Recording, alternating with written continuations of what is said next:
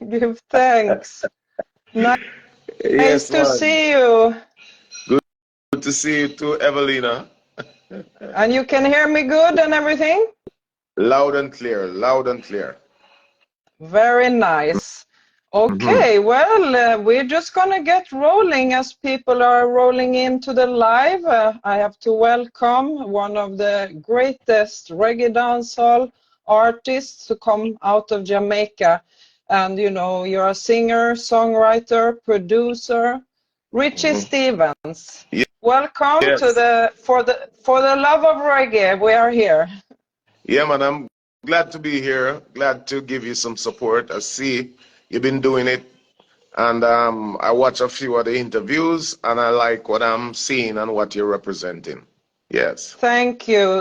Yeah, because I did uh, after the State of Dancehall, I started on Instagram because I'm really, you know, have a burning, you know, passion for young people in music. So I did Hmm. start a dancehall interview series focus on that. But then now to, you know, have a what do you call it, counterpart to Hmm. balance it because of the focus of dancehall that, you know, reggae is my first love and where I come from. So I'm Well, really happy to be it's, able to do it's this. good that you're recognizing the foundation. Without the foundation, there wouldn't be no building. So it's good that you Hmm. can get the foundation artists on so that we can give people a clearer understanding to where this music is coming from and what is going on at the moment. Yes, Mm. exactly. Yeah, so thank you again for, you know, agreeing to do this. It's a big strength you've given me, and I've been looking forward to this. So Me too, I'm man. sure Me you, too. yeah, I'm sure you did many interviews in your days, but I would like to start out by going into, you know, not your professional career, but I'm very curious about you as a youth growing up. What was your musical surroundings? What were your first inspirations in music and so forth? Okay, so I started out at a young age in a community that I was born and raised called Russia in Westmoreland. Mm-hmm. That community was a very festive community. The people were very vibrant and into entertaining, whether it's football, cricket, music, dancing. We were just up there as it relates to entertainment. Now, how I started my musical journey, I used to follow my grandmother to church, and I used to enjoy listening to the choir and especially listening to my grandmother sing because we used to Mm-hmm. say she didn't need a microphone for you to hear her voice coming through, even though she was singing in a choir. She was a very Mm-hmm. powerful vocalist.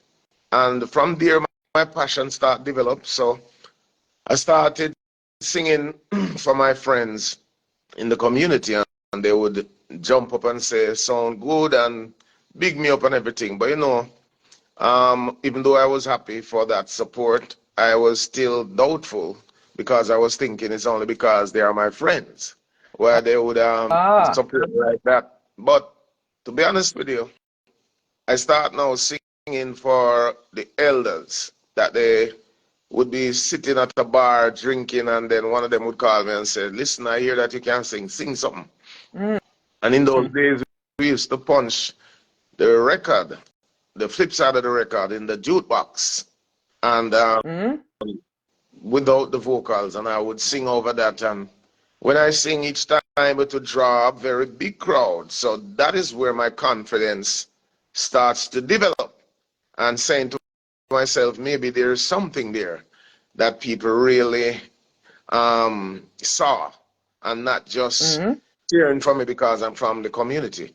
So when I start going outside of the community now, such as my school that I used to go, and different communities around the parish, and people give me the same kind of appreciation, I realize that, hey, yes, it look like some talent is there, and not just that, but this is what I would want to do for the rest of my life. So even though I was so young, I recognized that music is what I want to do during my life.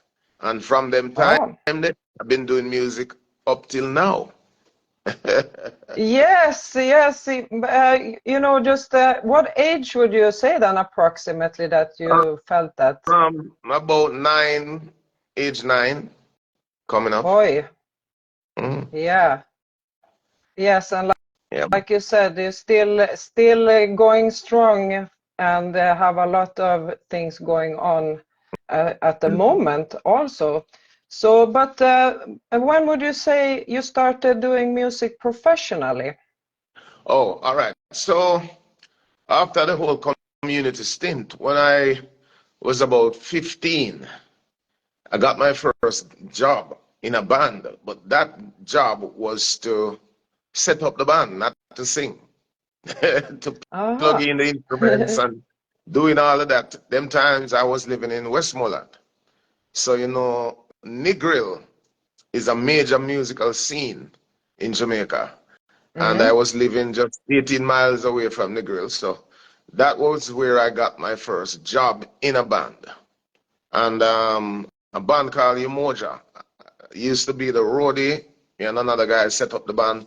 Till one day the band leader called me and said, I heard you can sing. I would love to give you a try tonight. And I sing a Dennis Brown song. Love is never to say you're sorry. You're gonna be my baby. That's the song that I did Ah. that night. And the band leader said to me, you are a very talented singer. I can't believe you're sounding so good, even though you were so humble setting up the band. Because I didn't tell him that I was a singer. It's my brethren, my friend, tell him. Mm. So he was kind of impressed with the fact that I didn't run and tell him that I'm a singer. But anyway, shortly after that, I left Westmoreland and came to Spanish Town. Mm-hmm. I went to Spanish Town, where my father was living. Now, you know, it's a bigger musical scene in Spanish Town and Kingston. I know Kingston is next door. Mm. So that's where I really started to get into singing per se, because I joined a band called Stars Incorporated. And that band was led by Mr. Neville Morris, who up till today I call him my musical teacher because I learned so much from Neville. And Oh. used to be the bass in the band. And that's when I start discovering myself, my skills, my capabilities, my talents. You know, really now I start coming to myself because people now start really listening to me and paying attention to me and was giving me the assurance at that age 16 that, listen, you have the ability to be a big star, a big singer.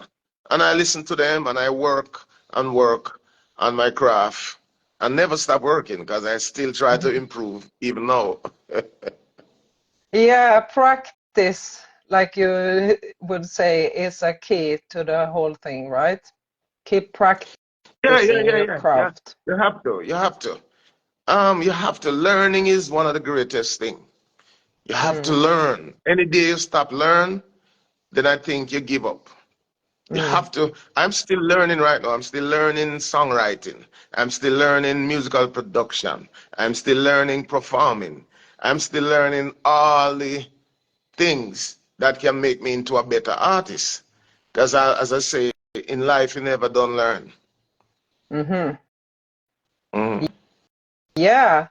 Okay, so yeah, that was a bit, but then when you like now started to record and become a recording artist, I noticed that in 1990 you had an album coming out. Is that also when you started recording, or did you record singles before you had an album So I out? started my recording career in 1984.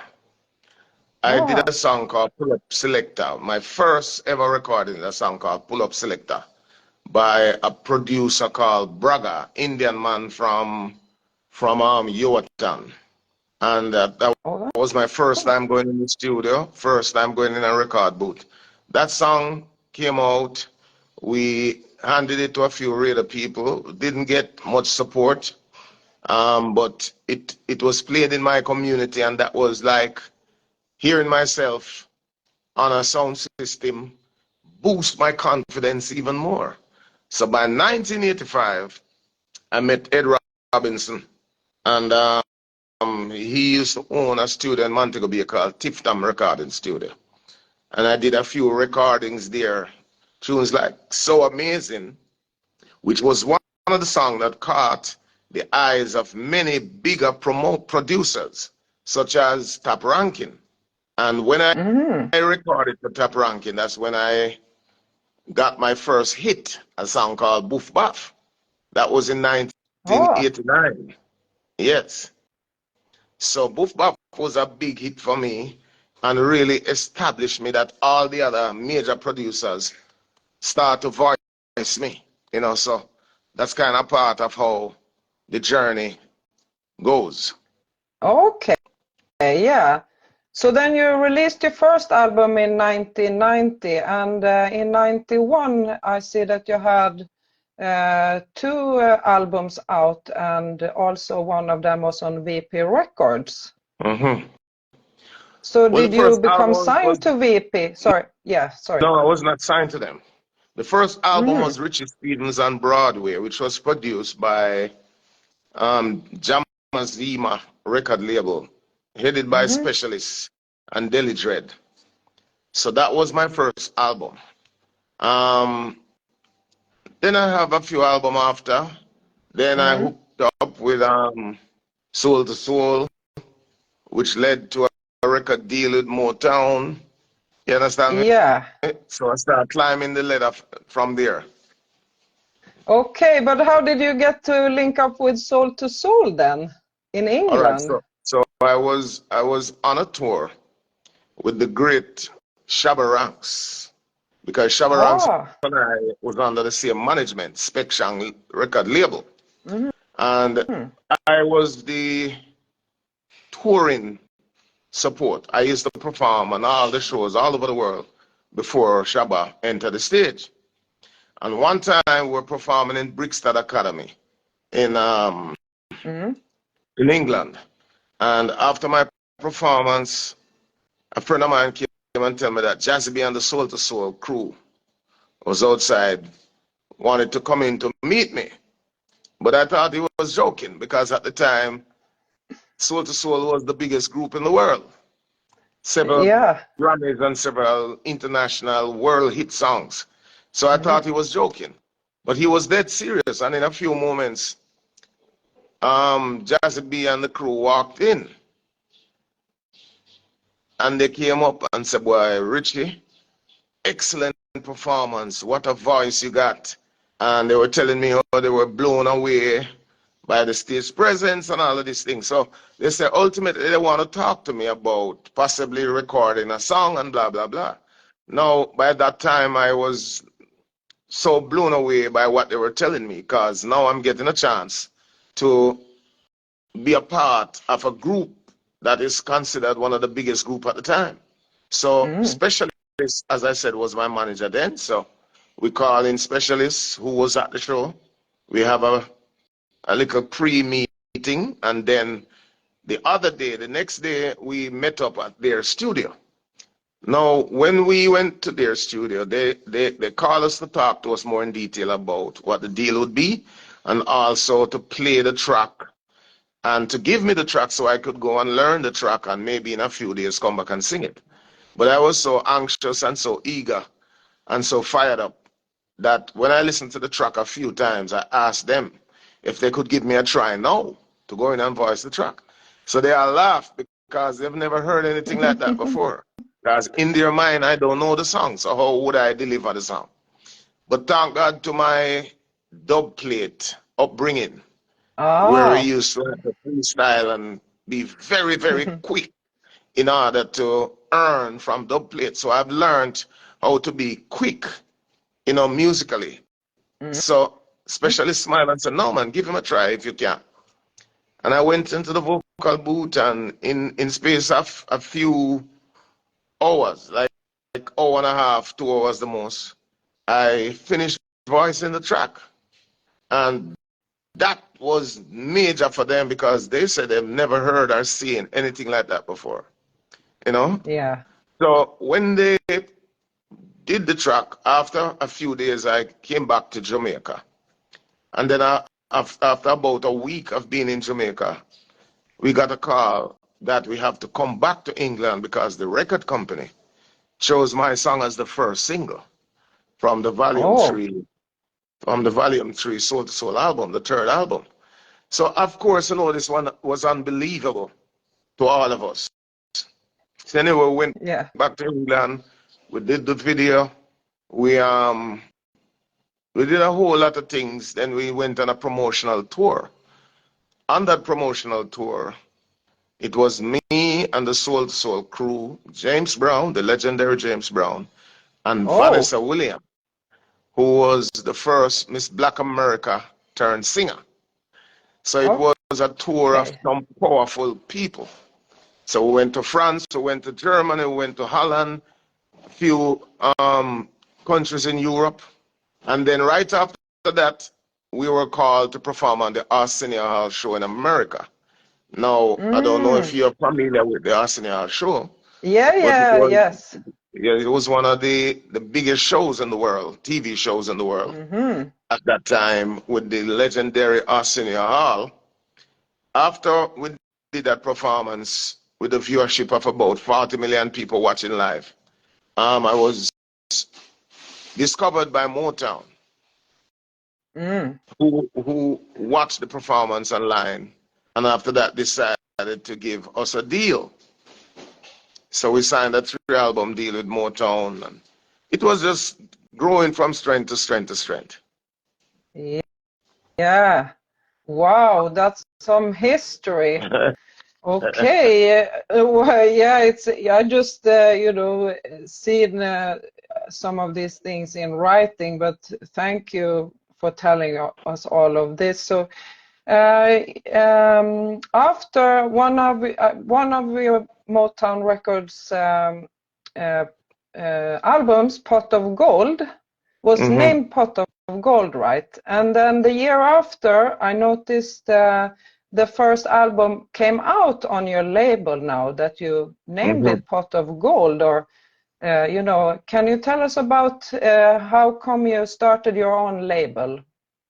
All right. So initially, as I explained, the deal was supposed to be a 3-album deal.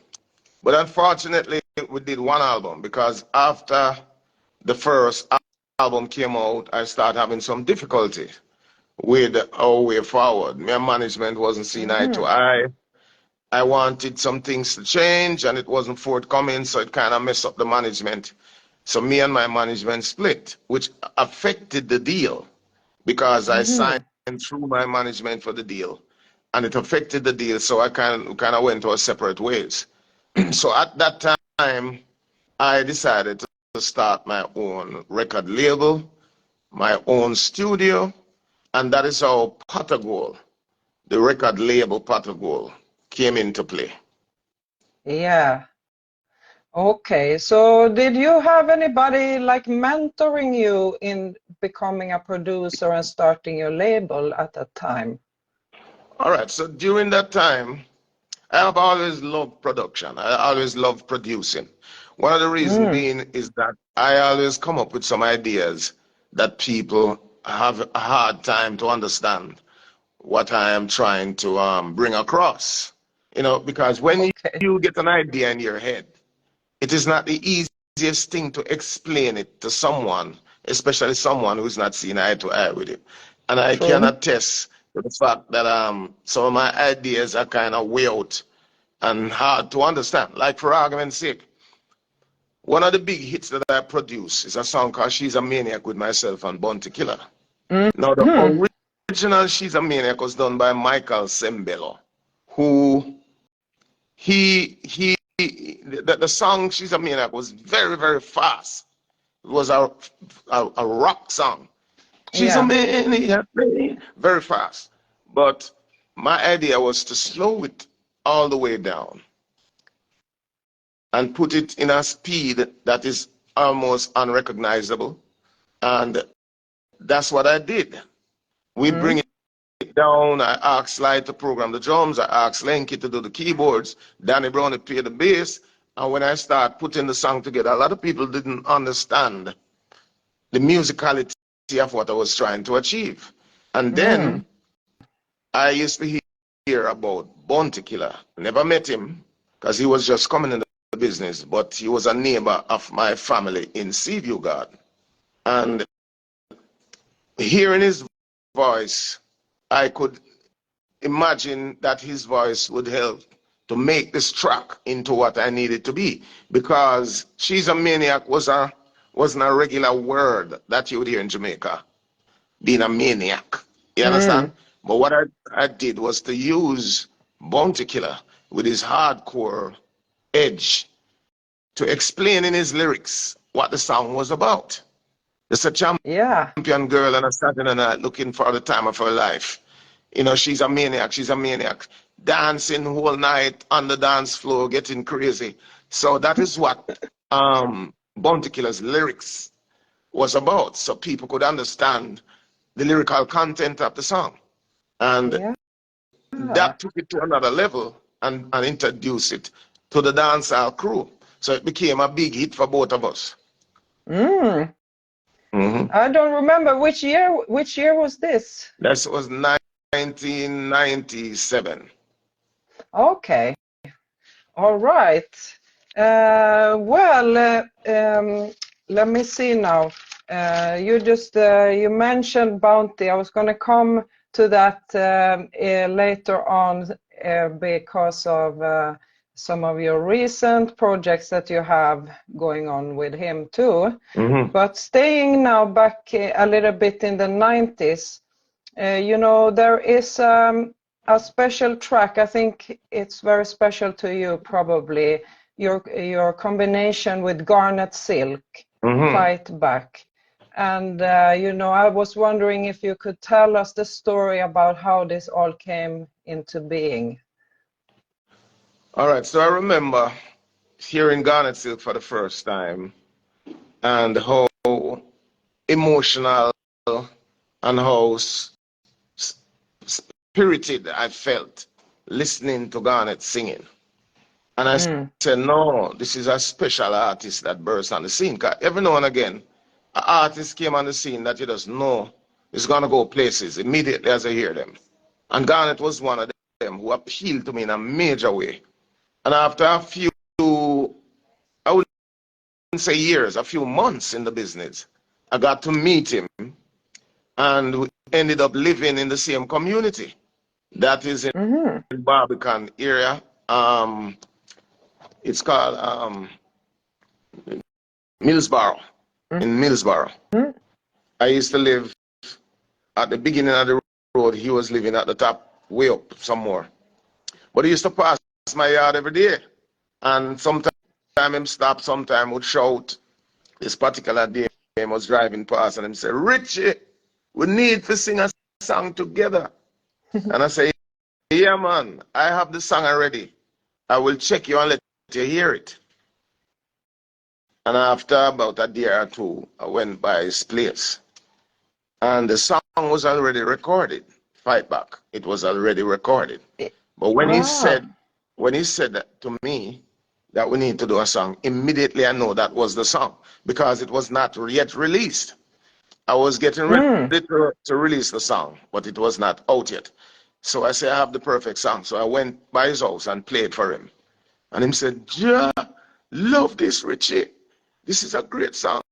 So all we did was to go back to the studio and just take out some of the parts with my voice and have him sing those same lines and lyrics. So that's kind of how the song came about. Very easy as that.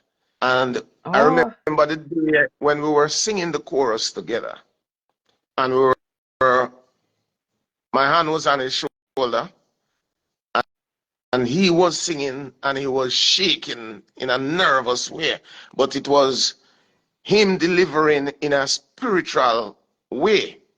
And never forget the energy and the feeling in the studio today. It's like all of us in the studio know immediately that this song was going to be a very big song.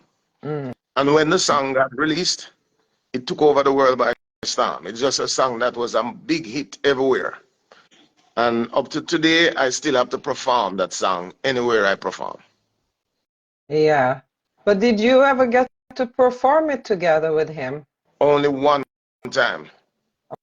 One Oh, time in a nightclub called Mirage. Because when he died, when he passed away, unfortunately, the song was the #1 song on the chart. So it was fresh. So we performed the song one time at my birthday party in Mirage nightclub in Ligani. It was a happening nightclub at the time, very nice club, and my birthday bash was there and we performed the song. The only time we got to perform that song. Oh, is it, you know, anybody recorded it? Does it exist on a video? Yeah, it exists. It exists. It's on YouTube. Okay, I have to go search for that. Yeah, man. Okay, Richie Stephens and Garnet Silk live during Fight Back. Only a short clip. Yes, and it's the only time we performed that song together. But it was an extraordinary night because I remember when Garnet Silk stepped on the stage, and trust me, it's like the roof was gonna fall down based on the uproar in the club. It wasn't normal, none at all. It was an amazing night. Yeah. Wow. Okay. You know, sticking in the 90s now, I had a question because this is all during the same era, I should say, not area. Yeah. And you did work with the Penthouse Records and had an album out and many singles too. Could you talk about this era a little bit, because it's so many hits and people are familiar with? All right. So I was introduced to Donovan Germain from Penthouse by Barry Salmon. Actually, Barry Salmon did a song called Tempted to Touch. And I love that song so much.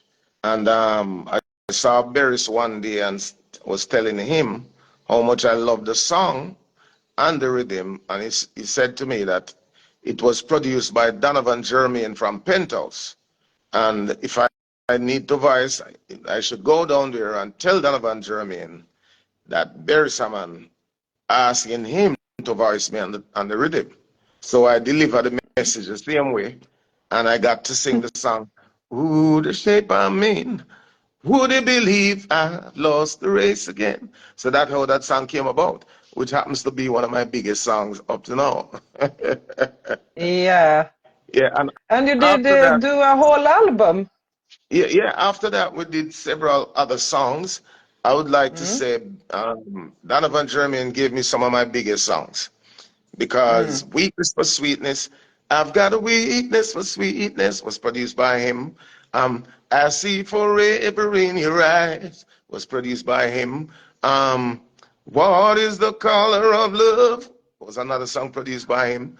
So there are several hit songs that I have in my catalog that was produced by Donovan Germain. Salute Donovan Germain. Big up and give thanks. Blessings. Yeah, big up. Okay, yeah. So you had your own label and you were putting out a lot of music and a lot of dancehall actually also on your own label and reggae.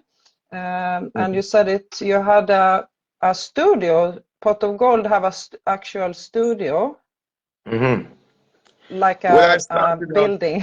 I started out producing before I owned a studio.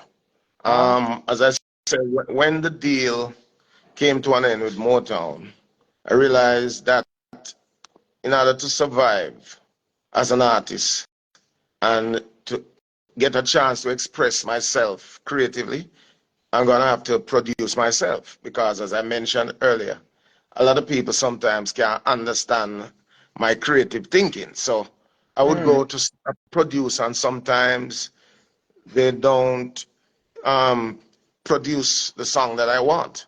They just can't understand what I'm trying to explain. So that's kind of why I decided to start my own label, because I want to express myself musically. So if someone don't want to do it, I can just do it, spend my own money, buy my own studio time, and just do what I want to do. After doing that for several years, I decided to create a studio for myself to ease the expenditure. You understand? And for me to work in comfort and don't have to rush to do what I'm doing. You understand? But I produce a lot of hit songs on my own. Born as a Winner was produced by me. Thing there, Boof Buff, Fight Back was co-produced by me and Top Ranking. By Your Side, Wildflower, Take Me Away are just some of the many hit songs that I've produced with myself and this label. And I also produce a lot of hits for other artists on this label as well. Yeah, that's where I was getting at, you know, because back then it was the time of a lot of rhythm jugglings. So you would have rhythm and you would voice a lot of other artists, right? So my question is now, because that is in the current debate now about the importance of rhythm jugglings. What is your view on this whole thing? That is, you know, important to have in the culture? Music, I believe in the changing of time. Nothing will remain the same forever. The only constant thing in life is change. So rhythm juggling was strong back in the 80s, 90s coming up, but after a while that has changed because music is consumed different nowadays. People are so, their mind state are so short now.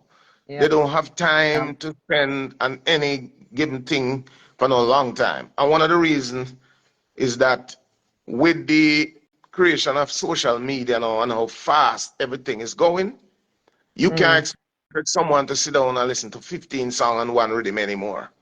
It don't work like that. A matter of fact, nowadays, when you're making a song, if by the first 30 seconds, people don't hear something interesting, they're gone to another song. So a lot of things change, not just rhythm juggling. You know, as I said, people are consuming music differently now, not like one time. Nowadays, you don't even get a chance to read the labels to find out who produced what, who played this. All of that cut out with the creation of social media, because you don't have CD covers anymore of such.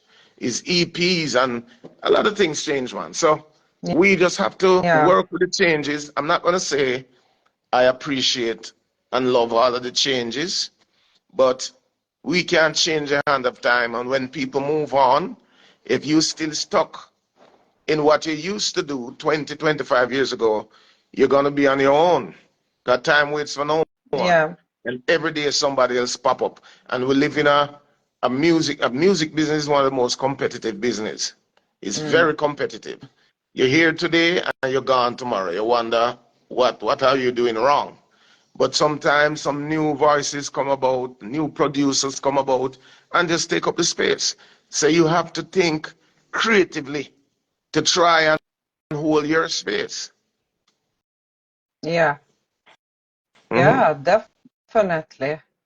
Yeah, I mean, you have been doing a lot of creative work and collaborative work, and one thing that stands out to me is your European collabs that you did.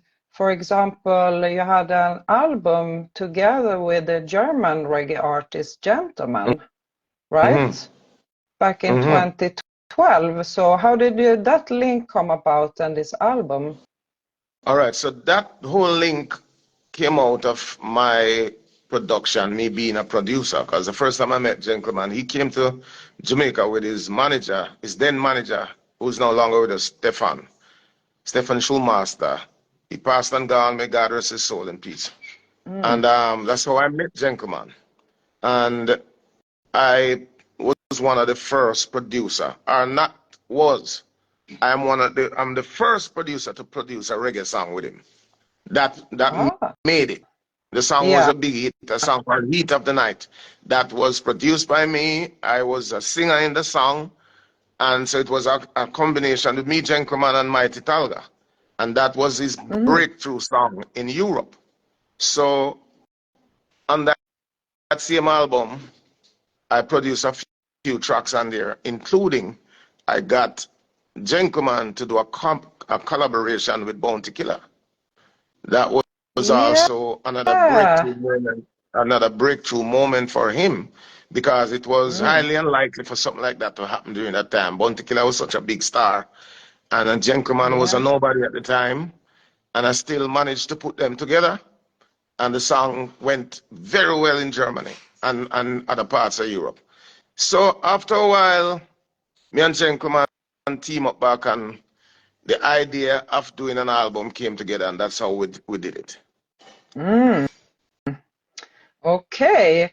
Yes, and then you also, I mean, did another European collaboration, and this is very interesting, that you were doing this ska collaboration with the Ska Nation band, right? Jamaican From band, yes, Italy. yes, yes. Ska music is one of my favorite music. I love ska music because of the up-tempo nature of it and the fun part of it. And not just Mm. that, but it is our first international music. It started the Mm. ball rolling internationally with a song called My Boy Lollipop. That was a major hit back in the 60s, done by Millie Small. Um, Followed by several other major hits.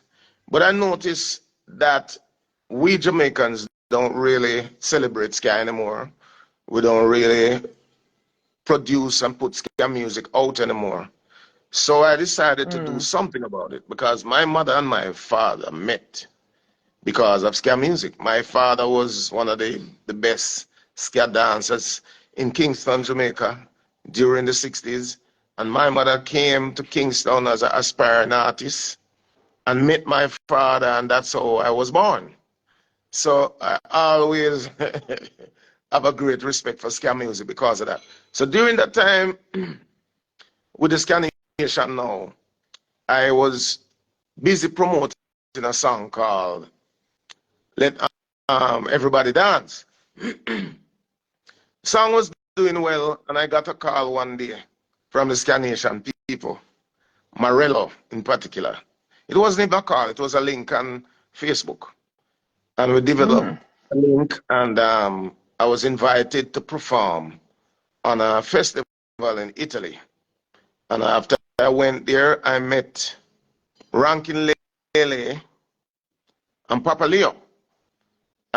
And they love Everybody Dance and asked that they could do a remix of it. And I said, yeah, man, no problem. I sent them the vocals, I did the remix. I was very, very impressed with the remix. And after that, we started talking about possibly doing some shows together around Europe. They would back me as a backing band, and then I would perform and do the shows. And say, yeah, man, that sounds like a nice idea. Then I came up with the name Richie Stephens and the Carnation Band. Mm. Then we started working on an album. And the first album came out, we went to Japan, we went to several countries in Europe, Germany, um, quite a few, including Japan, then here in Jamaica, America. We started doing shows all over. And everything going great and everything. But since the corona, because Italy Yeah. got hit so hard, it kind of slowed things down. And since the corona, we haven't been back together doing any recordings or shows yet. Okay. But that's something that you would like to continue with, if possible, then. Well, it's our project, and we're still doing what we're doing. We just haven't been out since the Mm. corona, as I explained. But it's Yeah. not that it's over. It's still there. Yeah. Still there. Yeah. Okay.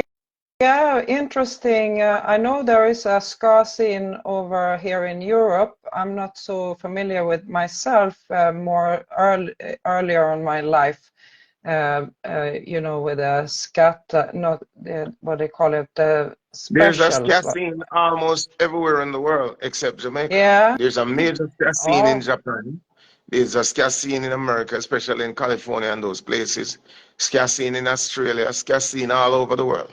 And it's sad to know that we are the creator of this great genre, but yet we're not partaking. You know, a matter of fact, I met several ska orchestras with 15 oh, and 20 people, and all they play ska music. yeah. Mhm. Yeah, it's amazing. So yeah, that's a great thing that you're doing. I mean, who knows? Maybe it will come back even in Jamaica to one point that people could, you know, rediscover that part of their musical history. Yeah, well, all is not gone, you know. Some of us still hanging on to it. And Yeah, it's not, especially to go to certain countries. I mean, Skia is just everywhere, and it makes you proud to know that this is also another Jamaican genre of music. And I'll forever love yeah, Skia. I always try to involve Skia in my performance anywhere I go. mm, yeah, and Hmm. it will pump up the crowd, like I said, it's so up tempo and happy. It's a Yes, great ma'am. crowd, you know, to rile up. Hmm. Oh yeah, okay, very interesting. So going over now to another genre in a way, is a lot of recordings that you've done over your career into gospel, right? Hmm. Uh, Hmm. and you know, bringing it up to the present time here, your the Street Gospel Riddim album is up for Grammy consideration. Yes. Is that Well, happening right now? the nomination has gone. The nomination is Oh, out okay. now. So all of that is gone, but it was considered, yes. Yeah, yeah, okay. Mm. And yeah, that's the next thing now. You know, the whole thing about Grammy, well, how do you view that? Is Grammy an important thing to win a Grammy or to be nominated? Well, I consider all awards important because it's a way to recognize people for their work and their contribution. However, Mm, unfortunately, these awards are always been given out some type of way sometimes that the public don't feel that it is justified. But who am I mm, to to criticize? I just kind of leave those things. One of the important thing to me, though, I don't stress myself over award. I think a reward is much greater than award because a man will give out award, but it's God who give out the reward. So I mm. focus more on the reward, but I do appreciate awards. So it's neither here nor there to me.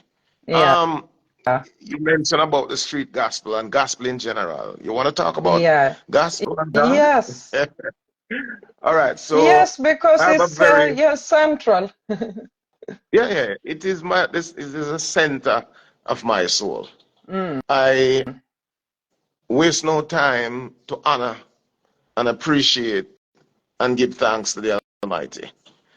Um, my struggle is my strength, and I think all of that inspiration come from God. Because if you're not rooted and grounded in the Almighty, then you will not find the strength to face those struggles. So all of what I've been through, I know I'm not doing this by myself. I know that the Most High God is right behind me, helping me to go through whatever I've been going through or been through. mm. So I make it a point of my duty to anywhere I go and sing, I have to take some time to give some reverence and sing a few songs lifting up the name of God.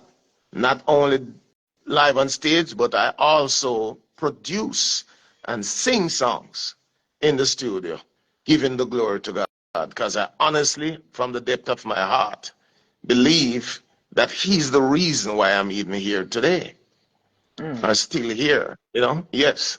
So it's not a joke thing. When I say street gospel, I honestly just wanted to bring the gospel in the streets so that more common people can be exposed to the good word. And I think my last project with people like Buju Banton, Bounty Killer, Beanie Man, Busy Signal, Sanchez, Kevin Downswell, Nitty Kochi, Kukudu, The Flame, all of those people are in a position to lend their voice to this great message to further convince people that there's a true and living God. And based on the reaction from the project, I know that we've done some good things. You understand? And hopefully touch some souls.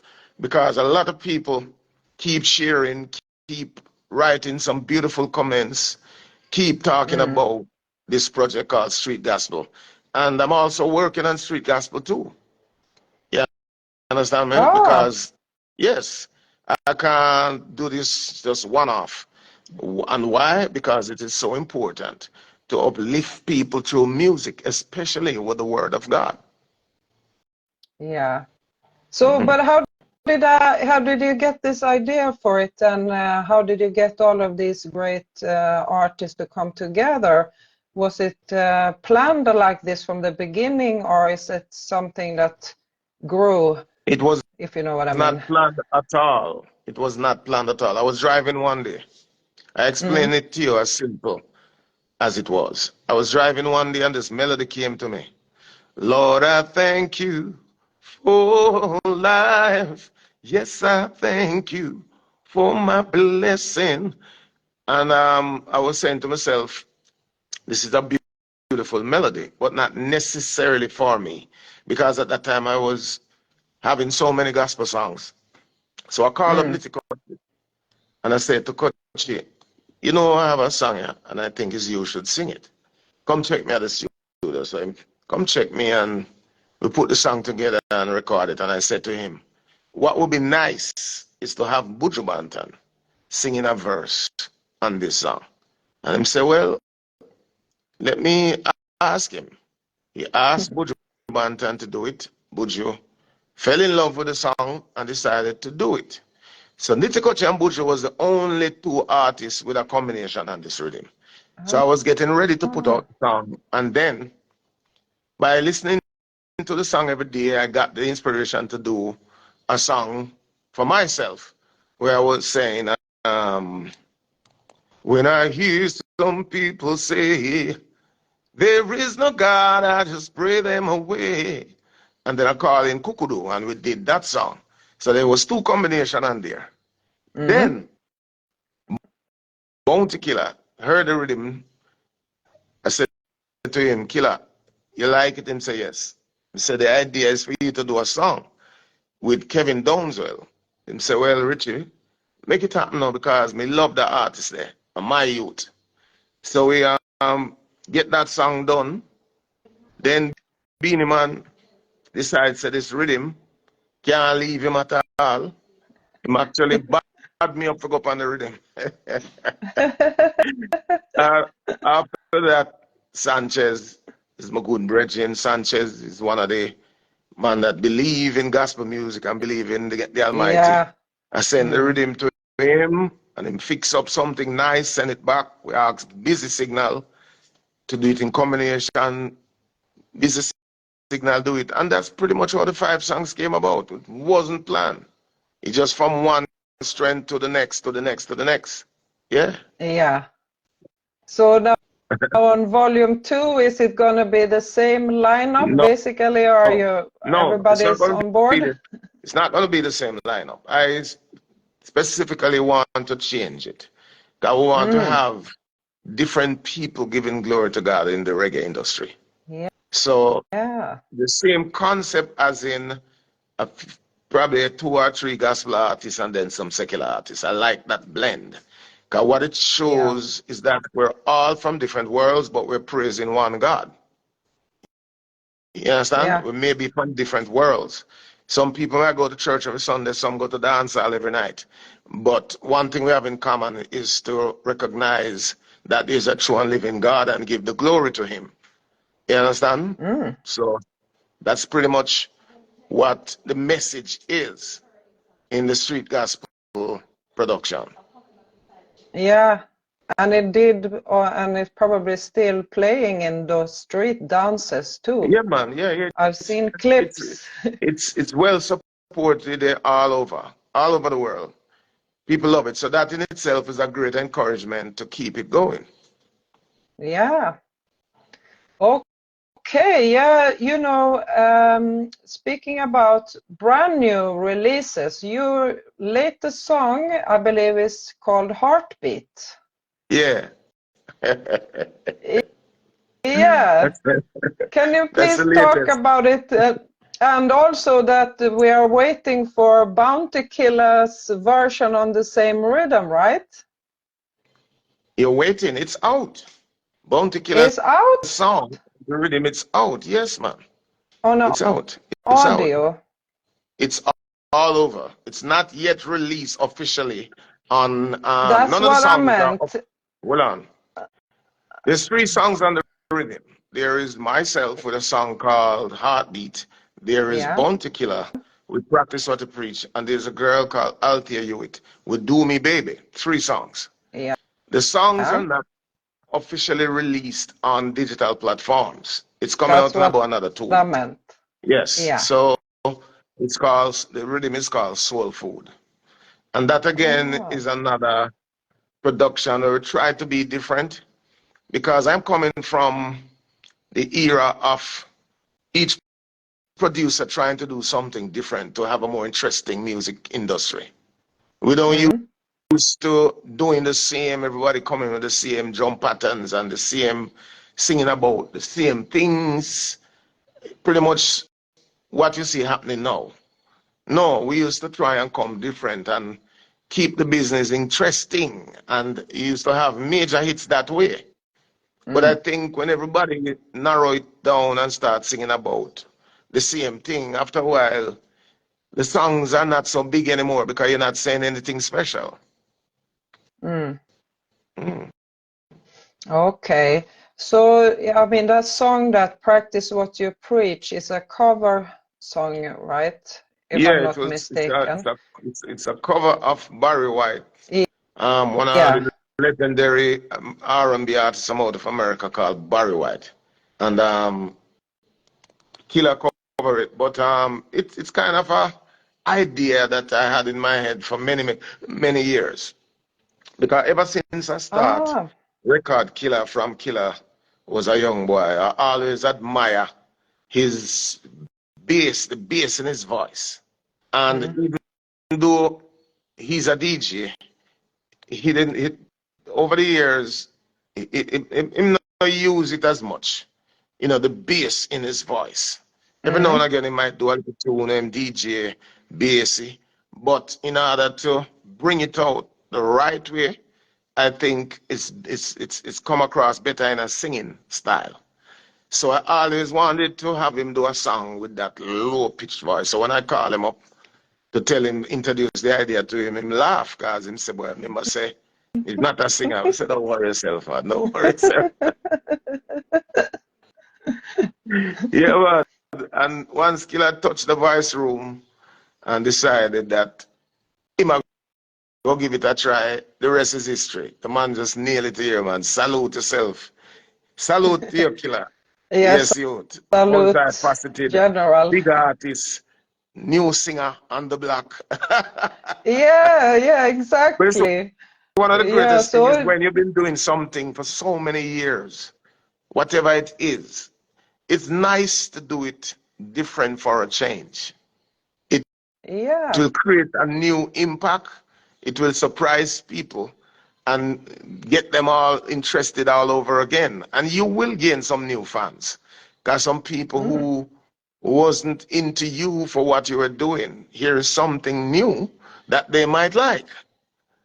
So that's one of the beauty in taking the chance to do something different when you're doing it for so long. You know, so big up the Killer again. You're going good here, sir. And you know what? Yeah, We have for another real. song working on. We have another song working on. Oh, When I say we, I am the producer, but he will be the artist again, doing basically the same thing. okay. Another singing song. I will not say much. I will not say much. Who knows? Okay. It can be a jazz song this time. Maybe it's a jazz.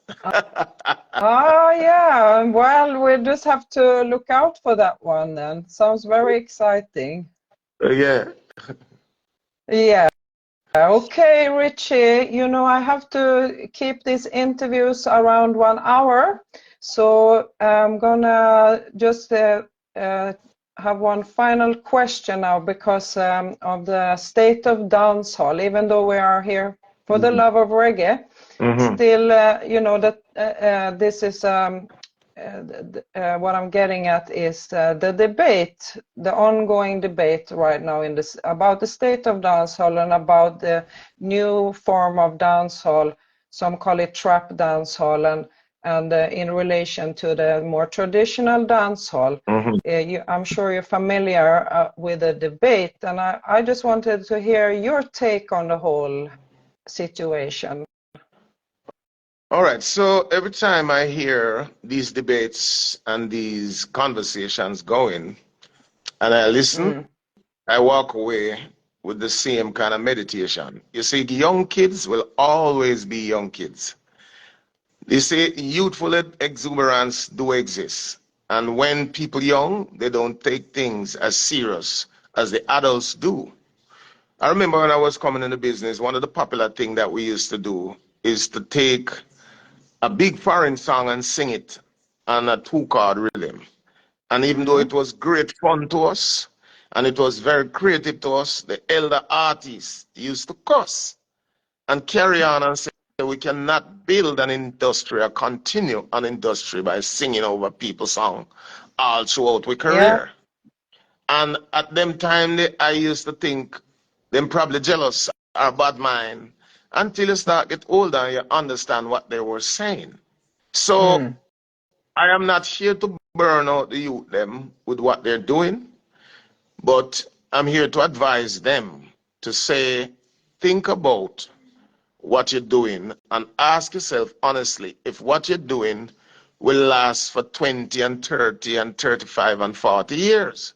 Because if you look into yourself honestly, you can tell but you have to be honest. Because if what you're doing, not standing up to not even your peers, because what we're seeing now is lots of the young people don't like the current music. Now that is a big statement. Not for me to go and tell the youngsters, don't do this and don't do that. Because as I just explained, I used to do things in my younger days that the elders never approve of. And after a while, I understand clearly what they were saying. So I'm saying to the youngsters now, just do some things that you think will stand the test of time. Make it be lyrically potent. Make the rhythm be something identifiable with Jamaica that will last for a long time. If you're not holding up like that, then something is definitely wrong. So that is kind of what I use to address the situation. Yeah. Yeah, okay. Yeah, I get fully what you're saying. And, you know, as I think that was a great way also of closing this interview. And, you know, I have to thank you again. This was a great joy for me and so much history and great vibes. So thank you again, Richie. Give thanks, Everlina. It was great being here. I had a nice chat with you. I haven't been in an interview for so long in a while. But it was worth it because we're having a good conversation and I get a chance to explain and express the current music, my music, what I did in the past and what I'm doing now. So I want to give you thanks for that. Salute. Salute, and looking forward, like you said, many more, you know, new releases coming. So, Yeah, man. with Yeah, that man. said, Currently, we're working. I never stop yet. Every day, all day, either writing, yeah, producing, or performing. All right. And I thank God every day for the opportunity to do that. I thank God every day to be in the business for over 40 years and still maintain some level of relevance that people still interested. So we give thanks. Yes. Yeah. Yeah, yeah, even me from a personal, you know, I want to express a big thanks to you because your music has played a great part in my life, and I'm very grateful for that. So to Thank you, sit here thank you, and thank you. speak to you now, it's very special. All right, Evelina. God bless and see you All soon. right. All right. Yes, God bless. Forward.